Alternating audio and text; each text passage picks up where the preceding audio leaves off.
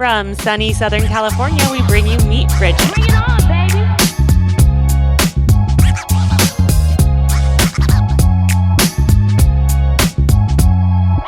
Welcome back to Meet Bridget Season 6. We are on a mission to combat the teenage confidence crisis. It's hard being a teen, and we talk about it honestly. If this is something that you're passionate about, stay with us. Meet Bridget is a giant career and life path library and a place where women of all ages and stages can connect on common ground. Each episode starts with a deep dive into our guest's day-to-day lifestyle, and then we tap into her unfiltered teenage stories, making the roots of her success relatable. I'm Kashia Rosenberg, and I co-host this show alongside my best friend, Asha Gabriel. Today, you'll meet Shannon McLaren, founder of Prairie, a Newport Beach-based interior design studio that grew from a staging company she launched in 2013. Before stepping into interiors, Shannon spent years working as a celebrity stylist in the fashion industry, studying at Parsons and FITM, and building her eye for aesthetic and detail. She's lived in New York, London, Seattle, and Los Angeles, holds a business degree from Regent's College in London, and in 2025, she opened a retail location on Mariners Mile in Newport Beach. At the heart of Shannon's story is something we talk about often on this show, paying attention to what you naturally love as a child and learning to build a life around it. So we are back and jumping in with Shannon McLaren, founder of Prairie Interiors. Welcome, Shannon. We're so excited to have you today. Thank you, guys. We want to dive right in. I would love to hear about your day-to-day as the founder of Prairie Interiors and what that looks like for you. Oh man. Okay. Well, it's a little bit different than it used to be. We opened a shop a few months ago, so I have a couple more hats to wear. But first and foremost, I wake up and I'm really just a mom. I have two boys to get off to school, and then I have a little baby to get ready for the day. So mornings are really about them. So if I can, I will get about an hour to myself. So I try and wake up at 5 or 6 a.m. and really do that first coffee, really get my notes, my settling, all the things I need to accomplish. And then I put that aside so I can just be all about their morning routine. And I would like to say I make their perfect breakfast and it's like a whole thing, but we have our very usual breakfast, get ready, all the things, drop them off. And then I go straight into the office. I try to be there before my team just so I can have that quiet, peaceful time. Usually it's a second coffee. Our office is right by Bon. So I'm in line at Bon. I'm looking at emails. I'm saying hi to everybody. They know my order now. And then I just dive right in. It's always make a list of who my clients are at the moment, what their needs are. And I find that if I touch base with that same list that just keeps getting checked off and then also added to, I don't get overwhelmed. Yeah. So it's this over evolving list of things to do, but very easy to manage on an hour by hour basis. So that's what my focus of the morning is. And then I'm ready to receive the team. I'm ready to be answering questions because you can just get so bogged down with management of what you're doing that I always want to be giving the right answer. And so if I'm not settled, I could just get really overwhelmed. I can Setting so yourself relate to up that. success I feel with a little bit of structure. Yeah, it's it's one thing to be really good at a job. And then at a certain point, you get good enough at a job. Usually you end up in a management position, which is a different job. Absolutely. And I think that you then have to start figuring out can I fly by it? And am I either doing the management and then handling my stuff later? Or is it am I sandwiching this? How? Because it's two different hats that you're wearing. And I think people don't really realize that it's if you're going to have a business of your own, you're going to probably be hiring people and managing them. And that's, it's a different muscle. It's hard. I would find in past jobs that I'd have to almost book days where it's okay, and then I'm going to catch up with my stuff then I can show up and be part of the team the next day. I'm always saying to myself, I'm proactive, not reactive. What am I doing to make sure that I'm being proactive with the things that I'm doing and the answers that I'm giving versus just reactive, especially with text messages and emails and Instagram and all the ways that people can get a hold of you, and then like knowing where your office is, and also like the shop girls, like not realizing I have 100 million things to take care of, and then like teachers, and it's just, you can get so overwhelmed that anyway, I always just try and approach from that like proactive place, because that's what makes me feel strong. That's what makes me feel like confident and not like I'm behind the eight ball. Because reactive is ugly to me. Proactive is beautiful. And that's like how I can frame it, honestly. Yeah. Not even just that, just like how I feel about myself. You recently, so you just mentioned you recently opened up a new retail space on Mariner's Mile. I'd love to hear about how the vision for Prairie has kind of changed over time and how that differs from what the brand looked like maybe a couple years back or even at its inception. Yeah. So it all kind of started by accident. I was staging homes for fun because I accidentally flipped a house, and then someone said, "Hey, like, who staged that?" And I was like, "Well, I did," you know, and then it kind of just became like this career. I had made friends with a couple of real estate agents. And then they were like, "Hey, stage this house, stage that house." And then it just turned into more of a design. Like, "Oh, I wish I was at the house before I put the furniture in." And then like people were like, "Do you do design?" And I'm like, "Yeah, I could do that." And so it was a very natural progression 13 years ago. And then I had done like a personal home. It went on a home tour. It was an HGTV magazine. Like it was like a full thing. And I was like, okay, well, like, I guess I'm really this designer. And I think having the home tours gave me this like so home tours are for people who don't know. I was gonna be like, in Newport Beach. So there's these once a year tours, and it's 6 houses, 1,500 women. It's their biggest what is charity that they it's like a fundraiser. Yes, you buy a ticket to be able to go to $150 a ticket. There's 1,500 women. You can do the math. Like it's a big deal. And to be on the tours, it's great exposure to future clients, but it's also just like a fun day. And women very much look forward to doing these tours. And so I was on the tour very early. My first one was 2015. And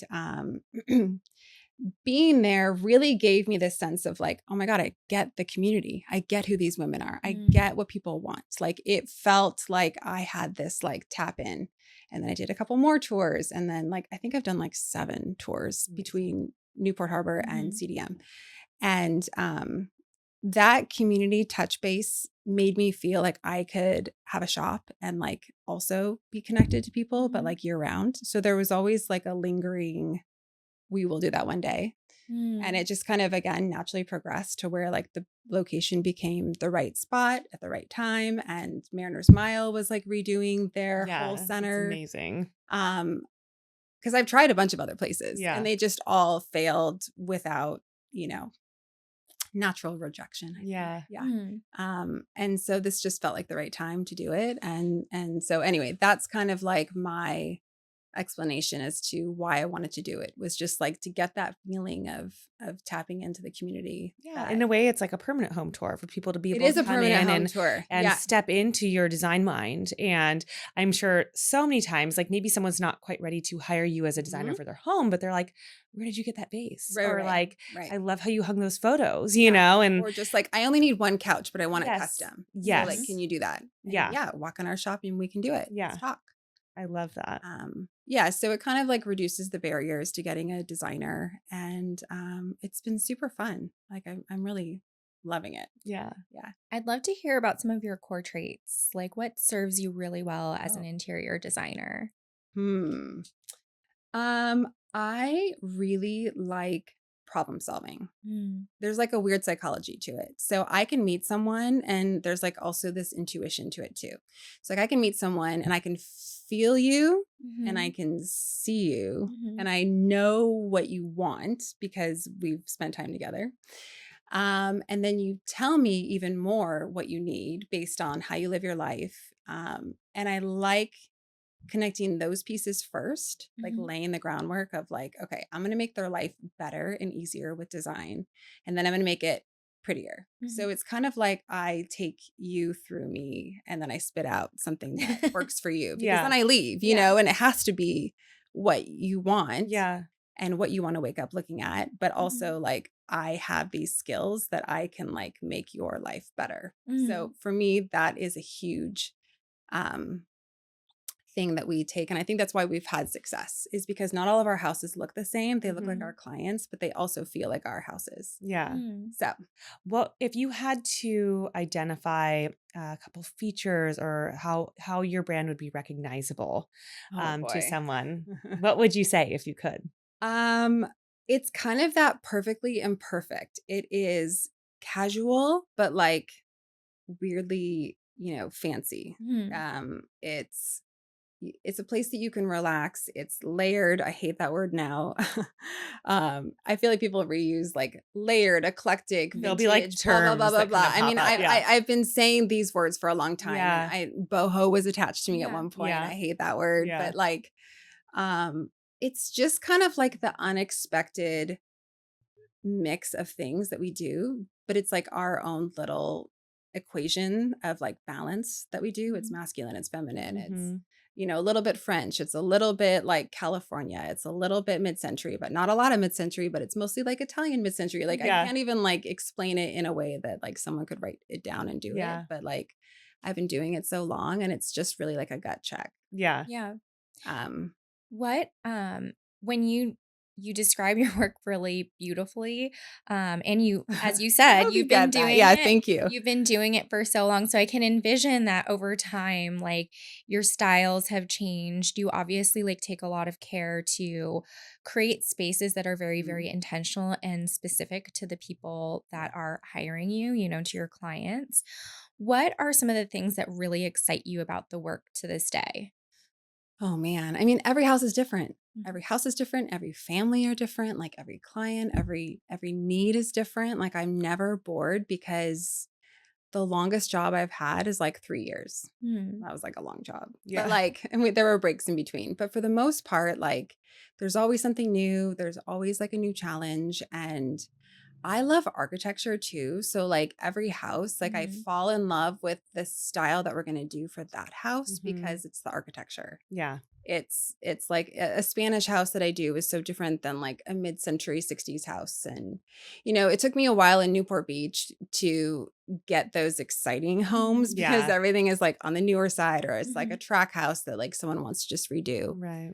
But for the most part, like I find like a vibe for each house. And again, that Yeah. goes back to that intuition of like what's going to be like the main focus of how this looks. Mhm. And so each job just, I don't know, folds into the next. Yeah. And I'll never do like, hey, I want you to do it just like that. Right. I'm Mm. hiring you because of that house, and I want you to do that to my house. I won't do that. Yeah. Yeah. Because that's not the It's the boring. process. Boring. Just look at the pictures and copy Yeah. it. Like, Well, I and don't also, know. like, I feel like so much of good design is not just like what it looks like and how it photographs. It's like, how are you living? How are Right. you moving in that Right. space? Like, do you have kids? Do you not have kids? Like, Absolutely. are you using your kitchen? Are you not Yeah. using your kitchen? Yeah. Do you know how many couples that are like, honestly, we eat dinner in front of the TV every night? And Yeah. it's like, well, let's get that space. Yeah. back. Like, Or where are let's you make sitting? sure What's the comfy couches there? are like, transitional or whatever it is. Like, I love to hear those things Yeah, because it helps me personalized. design better for how they live in the house, not Yeah. how I want to photograph it. Yeah. Do You know? Are there ever moments where you have clients who come to you with like design questions or issues where like they have an idea about something, and with your level of expertise and experience, you're like, the way that you're describing it, like, I have a better solution. Like, how do you handle that? I just say no. Okay. I That's love an it. easy Honestly, answer. Yeah. Like, no. Yeah. sometimes clients have great ideas. Yeah. And sometimes they don't. And it's my job to focus on the good ideas Mhm. and tell them no, so we're not wasting time. Yeah. Sometimes if they go, you know what, let's really explore this, I'll say, okay, let me put it on a board. Let me put it together with Yeah. everything else. Let me put it Mhm. in the space plan. Or like, what is your why behind this thing that you really Right, are married to? right, Because maybe right. the why is actually tied to something that's Yeah. going to work better, Yeah. Yeah. Or it's like maybe And- it's not that one specific sink that you just saw Yeah. in a magazine and you Totally. literally copied and pasted into our plan, but like something about it that Right. felt romantic Right. or, vintage or whatever it might be. Yes. The worst is like the DIY Instagram video where they show you exactly how you could do it. Yeah. And I go, that's not going to work in your nice fancy house. Yeah. Yeah. Like, I don't want to do that. Right. and you're not going to like how it looks when it's not in a video. Yeah. You're not going to Totally. like it in real life. So there are times, and I've just gotten more like, and they love me for it when I go, Mhm. no, we're just going to move on. Well, 'cause That that's builds what you're- respect yeah, and trust too, because It like does. they're not hiring someone to they just hire a contractor, I guess, if they Mhm. wanted that, you Yeah, know, absolutely. but they're hiring you for design, Yeah. which involves a lot of no's. Yeah, it's an edit button. Yeah. That's what I have. Mhm. And I I- use it. I'd love to hear a little bit about your team. You mentioned your team. How many Yeah. people are you I working thought you said with? teen. I'm like, we're Oh, there already. We're getting Oh, there. I know. I'm like, trust me, it's coming. Yes. Yeah, your team. Like, how many people are working with you at this Mhm. point, and how has that grown over time? And was there a time when you were basically solo, and how Yeah. has the job changed? Yes. It's interesting. So obviously started off solo. Yeah. And then I would just kind of hire gals like once in a while. It'd always be like some cool mom that I met that was like, hey, I have some extra time. Yeah. Okay, let's bring you on. And then I kind of had like a couple of serious like single assistants. Mhm. And they were always great. And some of them went on to do their own thing. I've always kept my team really small just because a bigger team to me doesn't always mean more productive. I Mhm. feel like we like to keep the team aware of every single job that we Yeah. have going on. So that way, if something happened, they could just pop right into a meeting Mhm. and one of us doesn't have to like give the full explanation of what the job is. Like everyone just knows what level they're at. They all know what role they play Yeah. in each job. So it's not that isn't being divided, but Mhm. everyone knows where each job is at and what Yeah. the needs are and what the, client likes and what they don't like. And so right now we have upstairs in the studio, there's 3 of us. And then I outsource quite a bit of computer work. Mhm. And then down on the shop, we have 4 girls. So, and then we just kind of always grow and shrink and depending on our needs. And if people go into their own, Yeah. I applaud that. Yeah. So What about workflow? How many Mm. projects is too little? How many is too much? Is Yeah. there a amount of growth that you aspire to or would like to stop at? Yeah. So the most I've ever had is 18. And that Wow. was great. Yeah. For my wallet. But it was very much what you had said earlier, where it's like I would show up to the office and be like, do I get to design anything? Yeah. Like I would kind of just set the style or the vibe of what I wanted at each house, but I never really felt like I was like deeply involved. Mhm. And then I think the lowest was when I recently had my baby girl. Well, she's almost 2 now, but Mhm. it's kind of a rough pregnancy and we really pared down and we only had 3 clients at that time.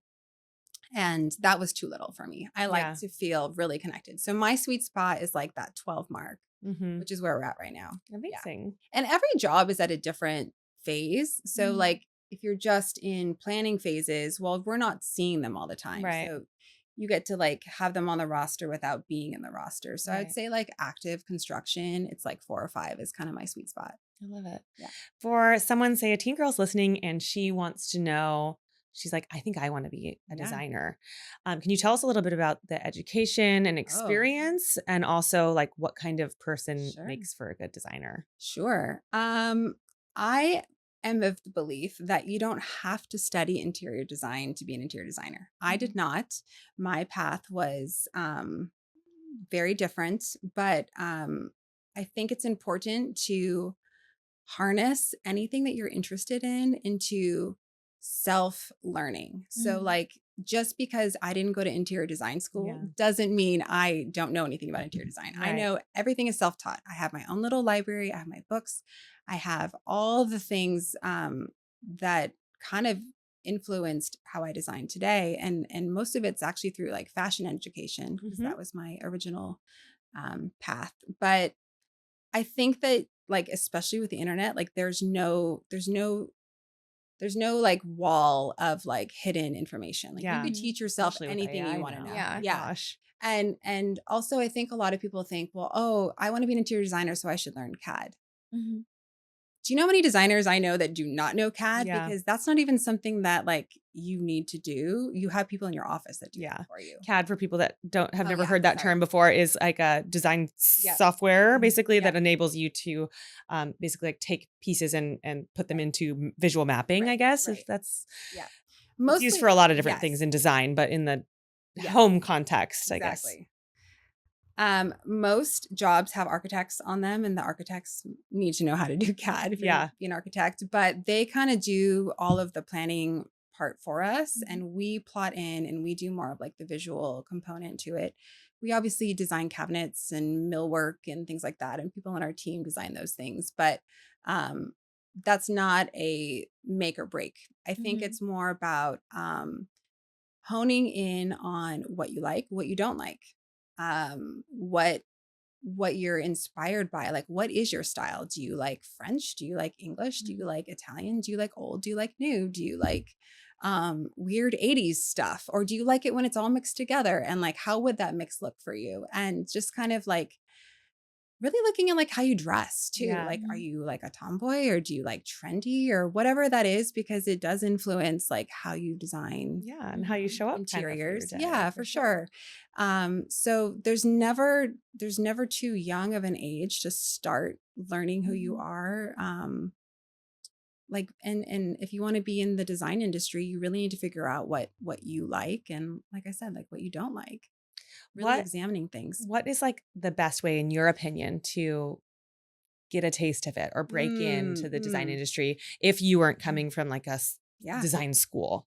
Figure out who you align with and email them and say, can I work for free? I would love to just absorb everything, and I'm going to be a hard worker and I'm going to be quiet. I just want to be around it and be exposed to it, and I will work for free. I will work for free after school. I will work for free, whenever you would give me time, I will be there. Because no one does that anymore. By the way. Yeah. Really get interested, and show interest, not in a moment, but in a commitment. Absolutely. Yeah.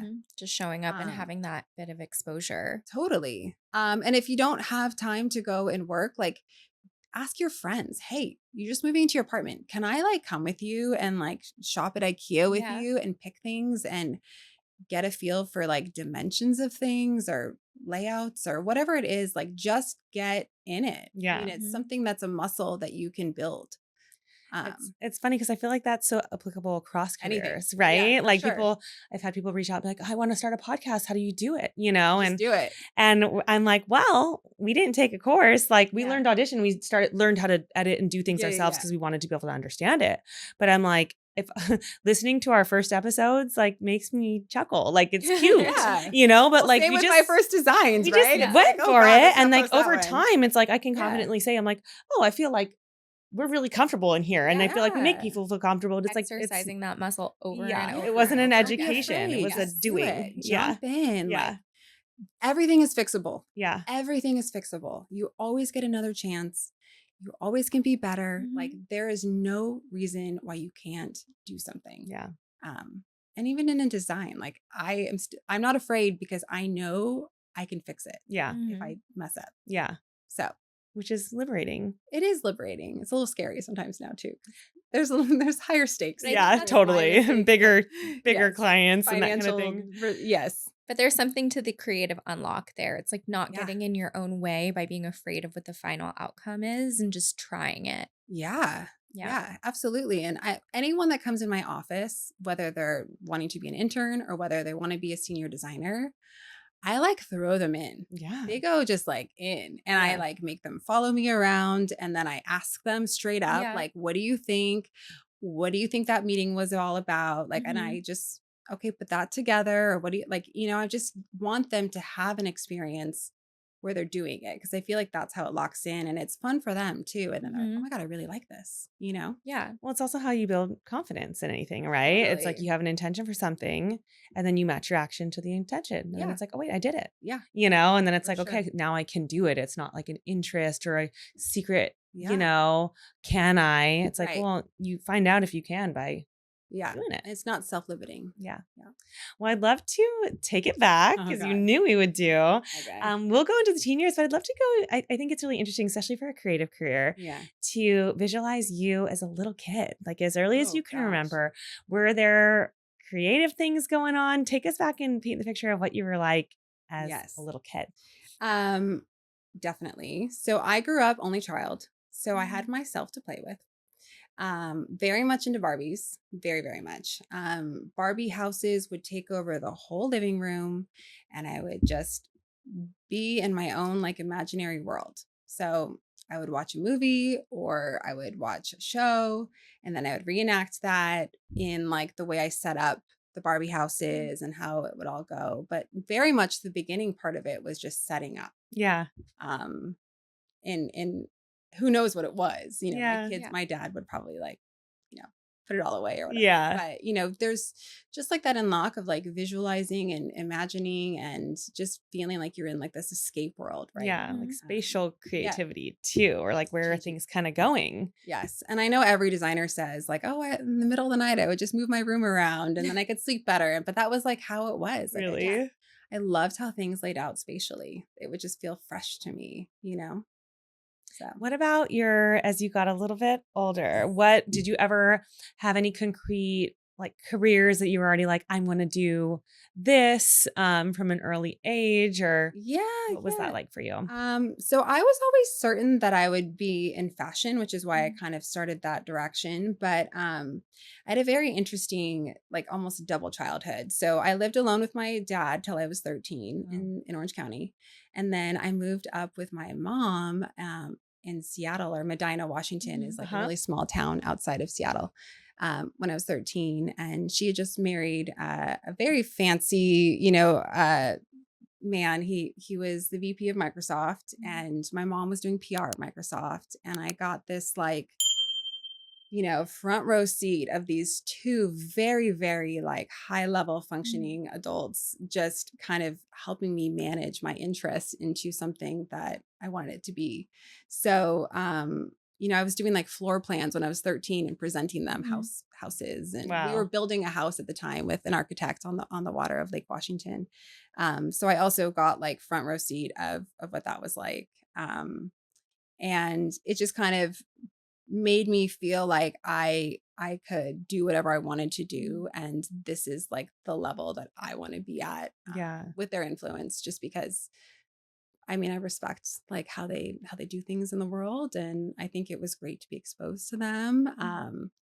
My mom was someone who was she was a lot younger as a mom. So when I was with her as a teen, it was like she was my friend.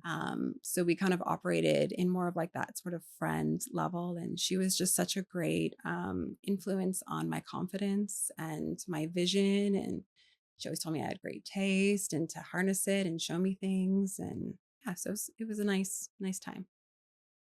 Yeah, I love that so much. Did you have seeds of like when you were presenting your parents with these blueprints and they're building this house on the lake, like did you already kind of start to get the sense of like, oh, I really like this. This is fun. Like I like laying this out, or like did you know that like interior design could be in your future, or that would be an option for you? It's so weird. I always wanted to have a shop, and I always wanted to do something that was in an aesthetic, creative, but I was doing the floor plans and it was fun, but I wasn't like, I'm going to be an interior designer. Yeah. It didn't connect for me at that point. Like as a job. Obviously looking back now, and my mom still has like the floor, she saved them, which is like hilarious. Really cool. And she showed me them like the other day.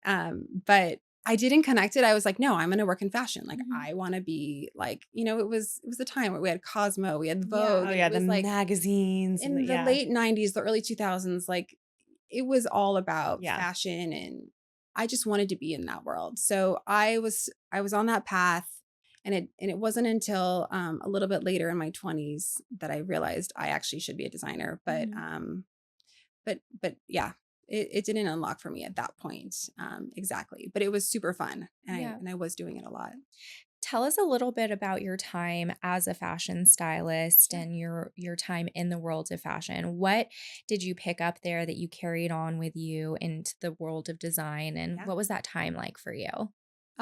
So I went to business school in London, and then I got a job at Stella McCartney in their press office right after, and it was fun. You know, it was obviously fun. I don't even mean to like mock it. No, it was fun. Yeah. But we were packing these boxes for stylists in LA. And I just woke up one day and I was like, I want to be on the other side of that box. Yeah. We were sending it to, I don't even know, some stylist in LA. And I go, I'm from LA. I'm going to move back to LA and I want to be in fashion, but like in a small team. I don't want to work for a big company anymore. Yeah. So I started to, intern. I asked anyone that I knew on that stylist list from Stella McCartney. Yeah. I'll work for free. I just want to learn how to be a stylist. I want to know what that means. And being a stylist in LA is like the most guerrilla job ever. Yes. Like there's no right or wrong. Yeah. There's like, you're kind of like, you pave your own way. You figure out how to get clients. You figure out how to get representation. You figure out how to get samples, and you work like 17 hours a day. Like it is a rough go. Like, it's funny because I think that, especially when we were young, this idea of like being a stylist, your mind immediately goes to like finding the dress for the celebrity for the red carpet of the Academy Awards, but then it's so funny in like my time modeling, even like I remember seeing these stylists like hustling. Oh my gosh. Yeah. You and gotta wear a sneaker to work. Physical job, they're physical.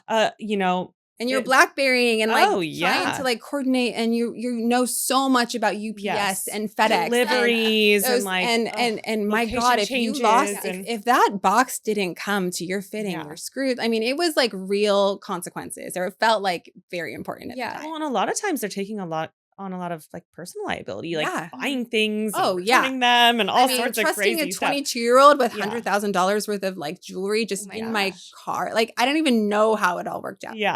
Anyway, it's just, it was like the Rachel Zoe show. You guys have seen that show. That was my life. And I ended up working for this amazing woman. I still talk to her to this day. She is my number one mentor. Her name is Petra Flannery. And she is the most incredible businesswoman and like hard worker I have ever met in my life. So I was her like second or third assistant. We went through a first award show season together, and then her first assistant left, and I became like the assistant, and it was the hardest job I have ever had in my life. I made pennies, pennies, but I learned so much about never say die. There's always an answer. There's always a way. Like literally, just everything I know about me being a woman in the business that I'm in today is because of Petra. Like she showed me how to work in a small environment, have everyone care about what they're doing, know what they're doing. Like she's the one who taught me that like the team needs to know everything. Because then they can just pivot. We're all working towards it's a fast moving thing that requires a lot of flexibility. Like you have a plan, but design is like a living fluid thing, whether it's fashion or home. Like it's changing all the time. Materials are changing, like delivery dates. There's all sorts of different variables. So I can imagine there's got to be some not conflict, but tension maybe between having the vision as a designer and like a really clear idea of what you want, but also being able to manage when things don't work out or when things have to change. And I think that the styling actually really helped me prepare so much for the way we do installs, because I pull everything and I don't place it until I know it's for sure set. So like I leave a lot of room for just being off the cuff. And I did that in styling, right? Like you're at a photo shoot, that's not working, change it. I have 10 options right here. Let's do it. And I think a lot of designers now like pre-buy everything and they just like place it at their installs, and they just like leave a couple of books to like play around with. No, like I bring in lamps, I bring in couches sometimes, I change chairs. Like I always have backups in my little truck ready to go. And I think that is probably from styling. So it definitely taught me a lot. We were going to ask, what are some of the things, because clearly you didn't end up staying in that world for very long and ended up finding your footing in interior design. But next to that, what are some other things that you carried from the world of styling into the world of interior design? Styling people into styling spaces. Kind of like learning to mix, right? Like the funkier you are in styling, like the way that you can brand yourself as a stylist, like how do we know that this stylist styled that model or that celebrity? It's because they have their secret sauce. They have their like just girly enough, just masculine enough, just like textured enough. Like, right, if you take the body and you take the way that like an outfit is formed, or the way that like, hey, the brief is this, these are the things the photographer is looking for. These are the colors. These are the references. Like, it's the same thing. Yeah. Home interiors, what is the house telling us it is? What is the client telling us it is? These are the brief. This is the brief. This is what's needed. And then there's a little bit of room to like make it your own. Yeah. But I think that it translates more than even people realize. For sure. I love that you brought up how impactful Petra was on your whole life, honestly. And so much of our community is about how a connection with a woman, at any age, but a connection was usually formed based on some sort of spark, being able to see yourself in someone and vice versa is usually what makes the most like powerful connections. Can you tell us a little bit about maybe the moment that maybe she realized she wanted to invest in you that way, or what made you know that she was someone that was really growing you for the right reasons? Oh man. I don't even know if she knows how impactful she was to me because, our life in styling runs a million miles. But she was someone who, I saw in the office, like just how much was being thrown at us. Yeah. And we were a team of like 4. And we were doing like, big time clients on the Oscars. We were going to Nashville for, high-end client shoot. Like we had so much thrown at us. And she was so calm and she just got it. Like she just knew, like, I can figure this guys, out. Yeah, we got this. This is nothing. This is a Tuesday. You know what I mean? Like, and I just was so attracted to that. And I was like, I want to be like that. I want to be as together as her. And she would always be so chic. She had her very simple style. And I don't know, I just like was very attracted to how she ran her life. Yeah. And it was something to aspire to. So I'm curious to kind of take it back again to your younger years. You mentioned that shift of going from living with your mom, with your dad to your mom. That's a major shift for someone at that age. Yeah. Can you put us kind of into the emotional place you were in when that was happening, your understanding of the shift as a teenager and how maybe that's affected you even to today? Yeah.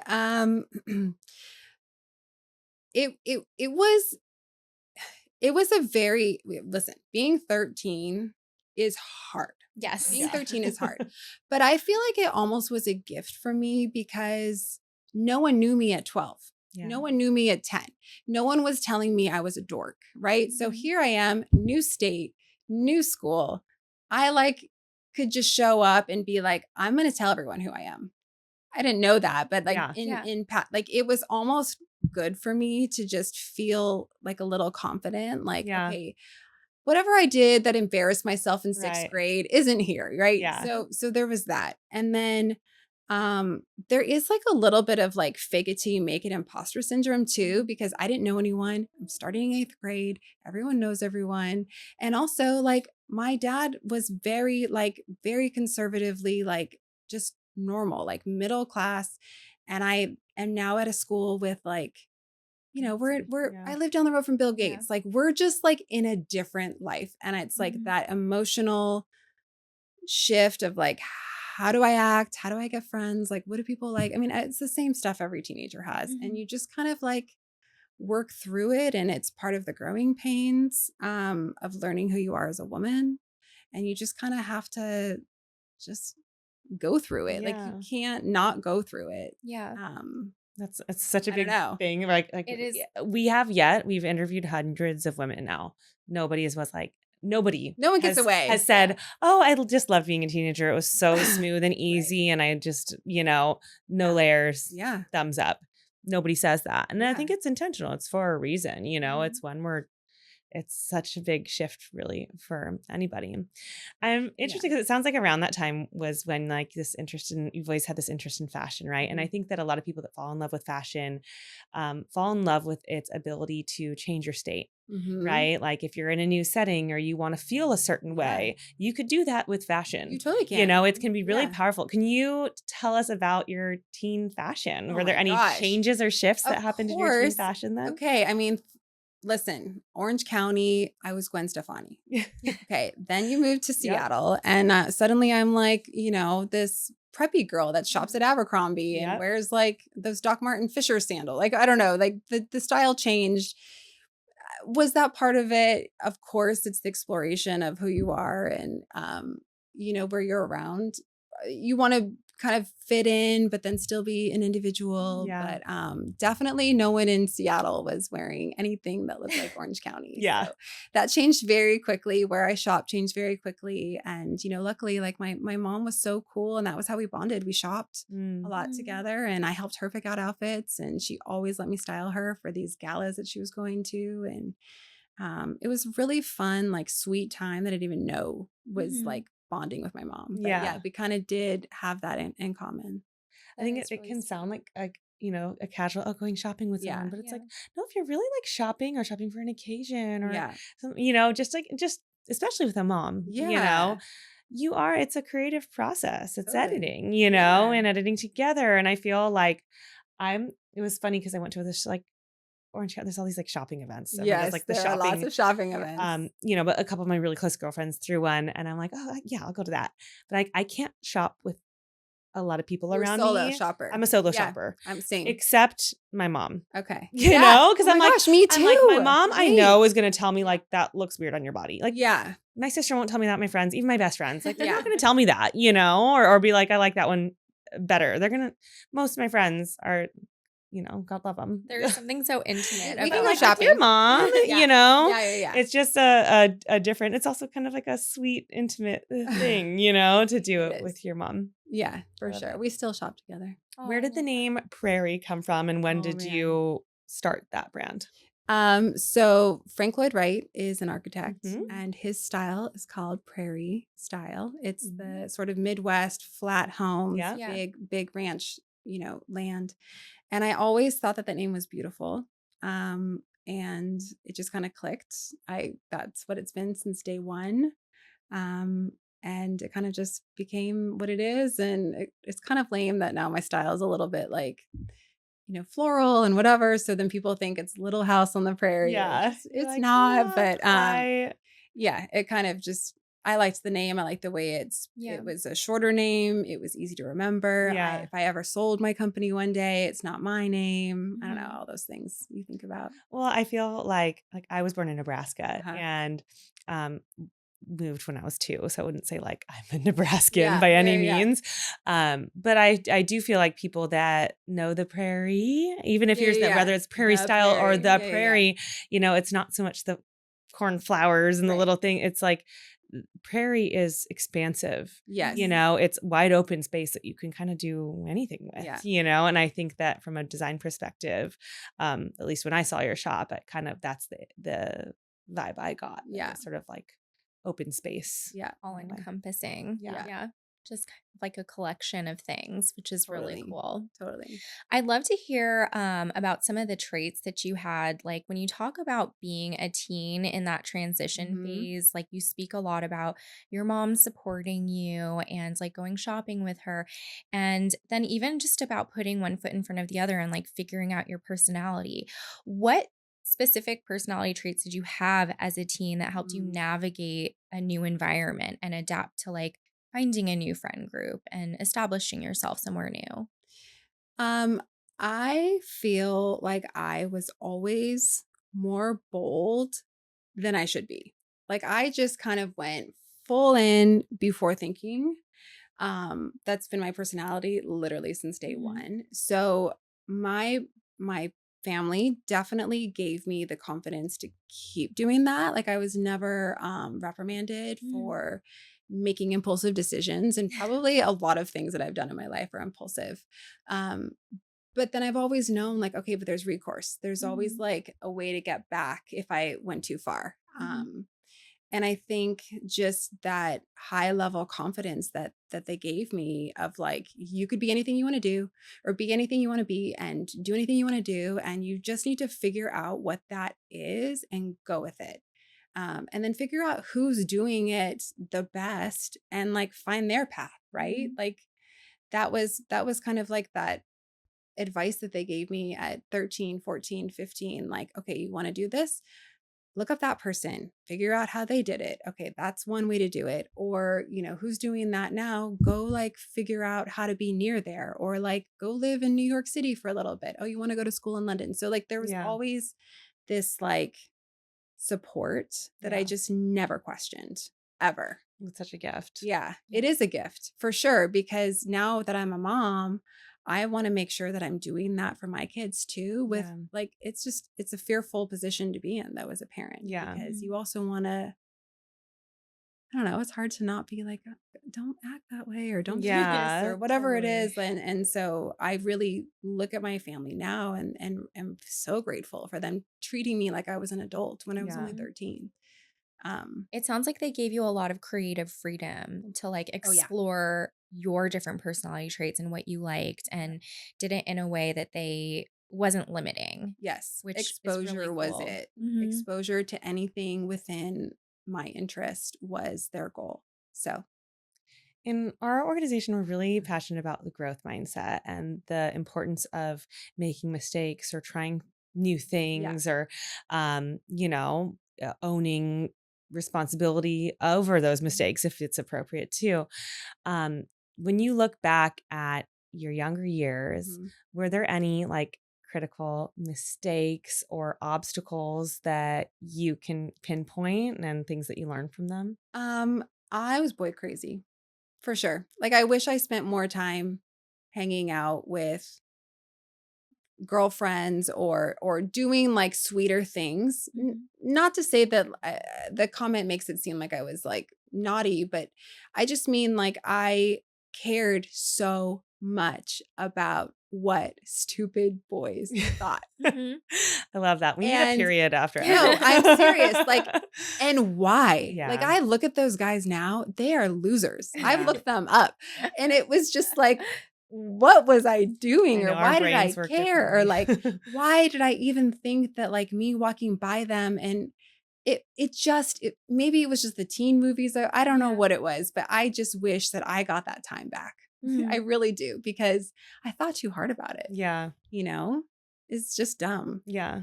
It's so funny because I don't know what made me sort of think about this earlier today, but I was laughing about the fact that like my entire high school, honestly, my entire elementary through high school career, because I was tall, Yeah. there were just two boys that I alternated having crushes on, and I was obsessed with them. I Did you literally, date any of them? one of them I connected with after, like in college at one point, and I just remember being like, wow. I know, right? And I was like, no, I'm good. Yeah. But I feel like when I was build them up in school, especially because they're the only ones, I was like, there's no other options. Like it's them, Yeah. just growing up in a small town. But it makes me laugh now because I'm like, oh my gosh, to spend so much time on one or two people who like, it's the hormones. And then you get into the world and you're like, there's so much more that you can spend your time and energy on. You give them so much power too for what I don't know.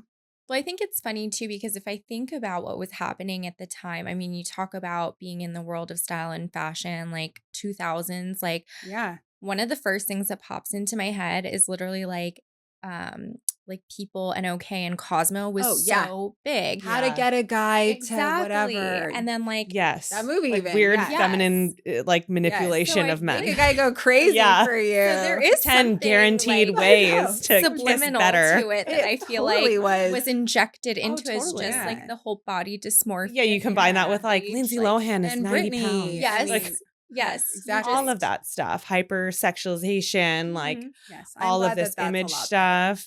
I mean, it's different now. And now it's TikTok. Yes. And it's just like there's just it's like there's more, so it's not so like hyper focused on like everybody we all read seeing the this same one article. thing. Yes. They get different versions of it. Yeah. So I'm like, better. I don't know, but different, And I think there was like that era was like a really specific. But I think it speaks to kind of like the teen and young adult experience of just really hyper fixating on things that at the time you feel like are so important. Yeah. And like that it's like going to be the end of the world if you don't nail it. Right. And then now, like in retrospect, like you've built a career for yourself. You have become a mom, you have kids, you found like this really massive success and fortune like in your life. And so like you're looking back and you're like, wow, it really was such a small thing. Yeah. And you It just was don't small. realize it at the time. It was small. It felt big. Yeah. Felt big. But it's time. It's relative, you know? It's it like is, that's and where your world, if you're lucky, you know, and if you keep pushing up against growth and new things and trying, your world gets big. It gets bigger. You know, and it's interesting, I think.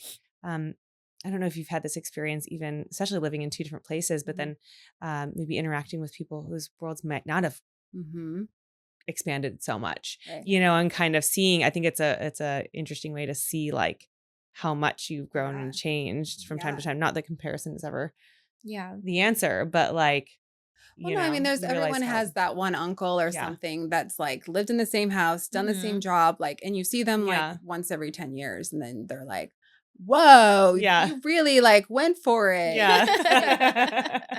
Totally. That was a good quote. You know what I mean? Yeah. Like We've had that. I think they do have that same, Yeah. It's the same comment. And it's like, yeah, the world has anything you want. Yeah.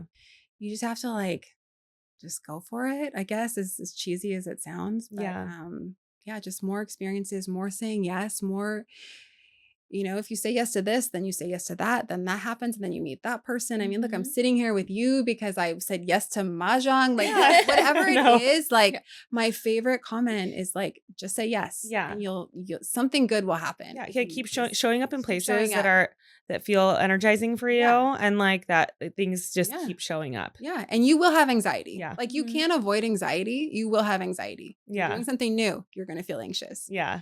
But you just like push through it, and then you feel so happy you did it, right? Like I had anxiety coming here. Yeah. Didn't want to do it. I was like, oh, how can I get out of it? I can't. Okay, I guess I'm here. I just relabel it as excitement. Yeah, that's my trick. Totally. Yes. Like anxiety. I'm so excited. I'm so excited. I'm sweating. Like, wow.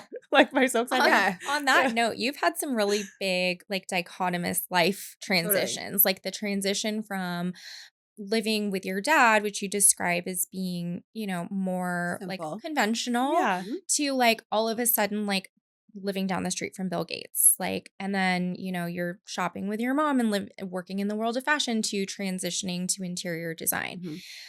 Were there moments where you ever felt kind of like pulled in different directions? Like maybe it's a little bit of that anxiety that you're describing.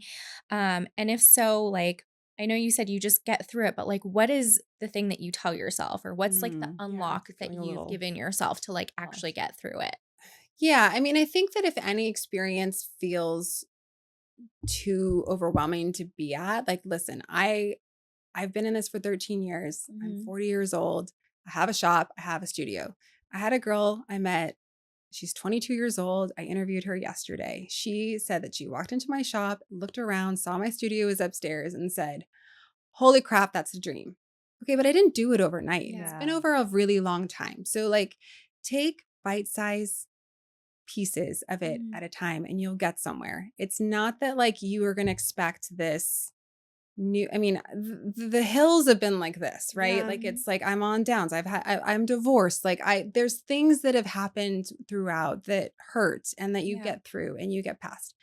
But you just keep that like that goal up a little bit and then slowly but surely like work towards something. Even if you can't even like explain what that goal is exactly, you have like some momentum towards it and you just keep a little bit at a time, I guess. I don't know. I really love that because I feel like we live in a very goal-oriented society right now where like people, and I think, you know, it's by design, but like especially young girls feel like I need to have this version of me fleshed out. Yeah. I need to work toward that. Well, and also this like crazy impatience that I've got to get there as fast as I can. Whereas faster than other people. I know the feeling. You know? Yes, exactly. Whereas what you're saying is like, maybe there isn't a clear picture at the end of the road yet, but just by taking the little steps and like figuring out a way to put one foot in front of the other, which is we're big fans of that. We're big fans of failure and, you know, trying things. And like you said, faking it until you make it.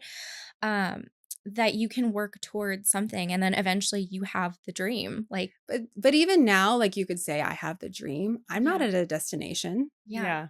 I love There's that. no like arrived. Yeah. There's no arrived. Yeah. Like, I have great days. I have bad days. I'm not coasting, right? Yeah. Like there's new goals, there's new things, Yeah. new problems to Yeah. solve. Now it's like more money, more problems, or no money. And oh, wow, we made that decision wrong, or whatever it is. Like it's still happening, right? We're still Yeah. on a journey. Mhm. So they might be at like the first stop and I'm at stop 20, but like I still have to go to stop 100. Like Yeah. we're not like And there. you have kids now. So it's like Yeah. a completely different like Absolutely. layer that's Yeah. been tossed in that makes you feel like a beginner, Yes. whether you want it or not, you Yes, know? like life is not meant to be lived all at once. Yes. So people need to just realize that like I wish I could be 20 and have nothing on my calendar and Yeah. just like go wake up and who knows what we're going to do today. Yeah. Like I haven't had that in a really long time. Yeah. Yeah. Wouldn't that be great? So like why are they trying to get to like what my life is today? Yeah. Like that's not fun, Yeah.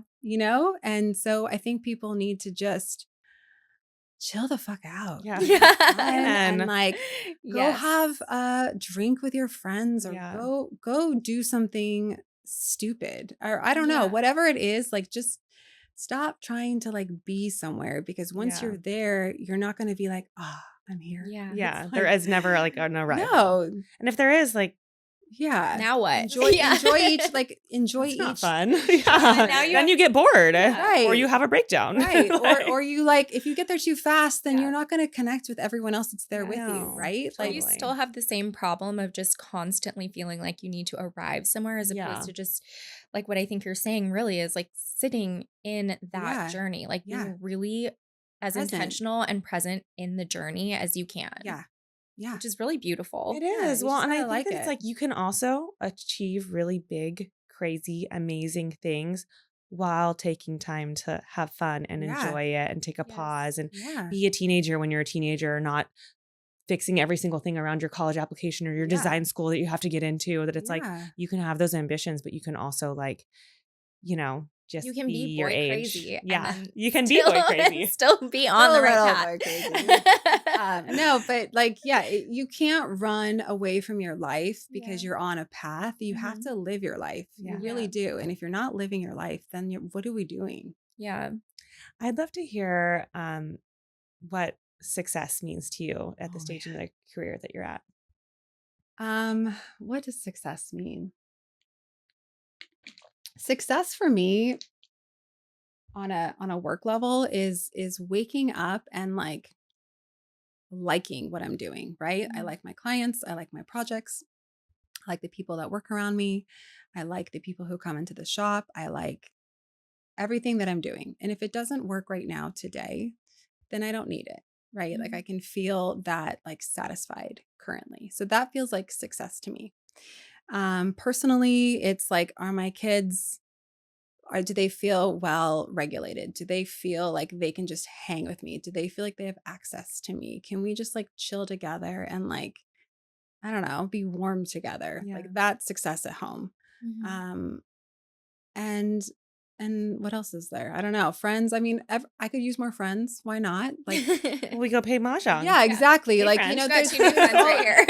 there's always things, right? Like, I wish Yeah. I had more girlfriends. Like, I've lived everywhere. So, like, I Yeah. don't have that, like, built in, we've been here since high school friends. Yeah, where And there's always, especially in Orange County, there's a lot of those where there's it's a like, lot of those. oh, well, we were in the same mommy and me, and there's 8 of us, and there was Yeah. always been 8 of us, and we were all each other's bridesmaids. And I'm like, And we're on the group chat, and Yeah. then we have this and that. And yeah, Yeah. I'm not in You're those. like, no, yeah, I'm not in I those have like chats. best friend here, best friend from this Yeah, yeah, context, yeah. best friend from this Right. context, you know? Like, Meanwhile, Asha's just like, and everybody moved to Orange County. I know, and then I Yeah. just No, smash no, them for together, sure. so they have to be together no matter what. Yeah, exactly. But like But that's the my reality. point. Is It's like, like, am I a little successful in that? different. Like, Yeah. maybe in a few years I'll have Yeah. more time, or I'll find that person I connect with, and now we're like besties. Like whatever it is, like I feel good about my life, and I feel like it's important that I feel good about my life. And if I Yeah. don't feel good about my life, then what is it that I need to change so I do feel good about my life? Because you can't like It's your life. yeah, exactly. know? And it can't And be you got one. I know. And maybe that works for the girl that I think is prettier than me or cooler than me or more talented than me. Like her life is great, but like that might not translate completely for me. And so I don't know. Well, and the interesting thing that you mentioned is like so many people would look at you and be like, oh, there's no area that she probably doesn't feel successful in right now. That's And then you crazy. mentioned, you're like, well, I could have a couple more friends. I guess I could have a little bit more success there. That it's like anybody that you're looking at, no matter how they look, Absolutely. Yes. there is some area in their life that they're like even if they feel overall successful, yeah. like I feel like when you feel successful, it's like the majority of things Right. I feel comfortable with, I feel inspired with, I Right. feel happy with, whatever it is, Yeah. I have a positive energy about. Mhm. That doesn't mean there's zero things where it's Right. like, oh, like I could work on that thing. Right. Which actually is what I think keeps the success in other Yeah. things going, when it's like you always have somewhere where you kind of like, I feel like improving something. Yeah. I'm gonna try this thing over here Totally. now and Which I think switch it up, redesign Yeah. Your my life. Yeah. Which I think makes your ethos really cool, both like as a designer and just as a human, the way that you live your life. It's like you're not thinking about success as this fixed item, which goes back to us loving growth mindset so much, but you're thinking about it as like a thing that you can keep working on Yeah. and doing, Like which a is sourdough starter. Yeah. I don't even know how to do I sourdough, don't but either. I know you feed it with flour I daily. have, I have the Ballerina Farm I'm set. actually so inspired though, because and it's I'm sitting in a this box in my person- pantry. Yeah. Yeah. Because I'm not the one that had like the friend group from like, Yeah. childhood and everything. And then you work on all of these things and then you realize life really is this process. Yeah. And so I think what will resonate for a lot of people is that success isn't just like this place you arrive. Yeah. It's this point in your life where you're like, oh, do I like how my life looks right Yeah. now and what feels really good? Yeah. And do I feel like I have the power to shift something Right. Mhm. if I don't like it? Right. I think that's a big part of just that idea of confidence is like, Yes. Yeah. I can shift it, Yeah. even if Yeah. I like most of the things, but like Yeah. I Yeah. also have this sense of agency. I mean, and it's always good to do a little bit of like Mhm. self-reflection. There is like some woo-woo like journaling that I do where it's Mhm. like some days I'm talking about what I'm doing today or what I'm doing this week. And sometimes I'm like just putting stuff that just flows out of you and it's like a bigger goal that's like Mhm. 10 years off or like Yeah. a thing that you would want to change in your life that's like a personal goal and you just like it somehow comes out and you stick it on the paper and then it like I don't Goes know off. goes into Yeah. wherever it goes. The universe is like, okay. Yes. No, but I mean Put a pin in it. it's just like in your horizon, right? Yes. And Yeah. it's not something we're thinking about all the time, but it's Mhm. just like an overall, like I said, like that one destination that we're kind of pointing towards and Yeah. I don't know how we're going to get there, but we're going to say yes to Mhm. get there Yeah. and then that's it. So, Well, I feel like a lot of what we're working to do here is obviously to create clarity around career paths, ideas of success for teen girls, but also to remind all women in our community of that like younger self that Right. Mhm. continues to live totally. within us throughout our lives. And also I think there's a lot of people have complicated feelings around their teen years. Like, yeah, it was hard, but also to connect to the fact that like Right. it was hard and it was good. Yeah. There's And yeah. goodness in Yeah. the hard. Yeah. It's like being pregnant. Yeah, totally. Pregnant is hard. It's And hard. we do it and Yeah. we're lucky we get to have that phase too. Yes. And Yeah. think about it, it's a hormonal time in our life. Yeah. Just like being pregnant is a hormonal time in our life. And Mhm. sometimes it sucks. And Yeah. sometimes but you have to get through it. Right. Mhm. And it's And transformational once you're on the other Absolutely it side. is. Yeah. Well, we always round out our interviews with the same Oh question. no. Because we could just sit here forever and Yeah. you're so easy to talk to. Thank you. But we always ask, what was one quality that you had as a young girl that maybe you didn't appreciate then, but you look back and cherish now that you're where you are? Oh man. I think it's my impulsiveness. It really is because I feel like I don't question myself. Mm. And I didn't realize that that was a gift back then. And it is a gift now. And I'm so grateful for it. So that like impulsive gut feeling, like I've always been extremely connected to my gut. And if something smells wrong, feels wrong, I like note it. And it feels kind of empath vibes. But everyone kind of has that when they like pause and they're not looking around at what everyone else is doing. Just Yeah. really like, what is it that I want? Because that's going to make you happy. So for me, that impulse, for better or worse, I would say that. Well, I think that it definitely has informed a design Thank you. perspective and just a Mhm. perspective on the whole. So Thank thank you. you so much, Shannon, for being here on Meet Bridget today. This was a Thank you, blast, guys. and we love having you part of our Thank you. community. Thanks for having me. And that's our show. If you liked what you heard today, please like, subscribe to, follow, and share Meet Bridget with your circle. The best way to help our work here is to rate and review our podcast.